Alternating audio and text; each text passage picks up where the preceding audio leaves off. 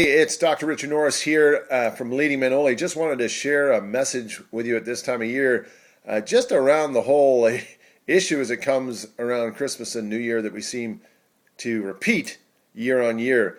And I don't know about you, but have you ever left it to the last minute to do all your shopping? Or left it to the last minute to, gee, everybody else is making a resolution, I guess I should too. You've got no plan, and the results end up being second rate or even worse. I've certainly seen that in my own family. And perhaps you've also noted that the rest of the family, particularly the women and the kids, seem to be all ready for Christmas, and they're highly buzzed and anticipating it. And yet, for yourself, if you're like me, I'm a very driven person. I saw this in my dad. He always left it to the last minute, certainly for Christmas shopping. And as a result, he, and to a point up to recent years, myself, would work up to the last minute. And every year, I'd regret that decision because I said, oh, you just feel like under pressure all the time. You don't quite get the joy out of it that you know you should. Well, as I mentioned, I've been there. And so what do you generally do? You make a resolution. And you know, that's why it seems timely that there's a slide from Christmas into New Year. And, you know, the Christmas, you make some errors sometimes, and you make resolutions not to make them again next year, and guess what? You repeat the same mistakes. And, you know, that whole definition of insanity approaches.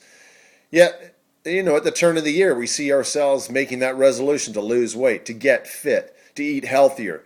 We join the gym, and the stats are that generally they see peak memberships in January, and they tend to not stop showing up in February. Or we make a resolution, and we make a resolution potentially to work less at work, hopefully have less stress and make more time for family. And once again, that resolution in and of itself might only last about 6 weeks. But I think personally, from my own experience, people talk about resolutions at this time of year, but resolution, I think, has really lost its meaning, you know, because of the numbers of times where we make a resolution and we fail. As a result, we make it knowing that we're going to fail. So what's the point? You know, really what I'd rather have, and this is what I had a few years ago, is it's not about making a resolution, but it's about making a revelation or having a revelation. And then this relates to, I'm guessing some of you out there probably like a nice cooked breakfast every once in a while, and, you know, there'll be some steak, maybe some steak and eggs or ham and eggs or bacon or sausages and eggs on the plate. And, you know, really, I guess I can relate to this whole dilemma at this holiday season over Christmas and New Year is I was a chicken all my life up until a few years ago, and then I decided I wanted to be a pig. You look at that cooked breakfast. The chicken is contributing an egg, whereas the pig is committed to bacon.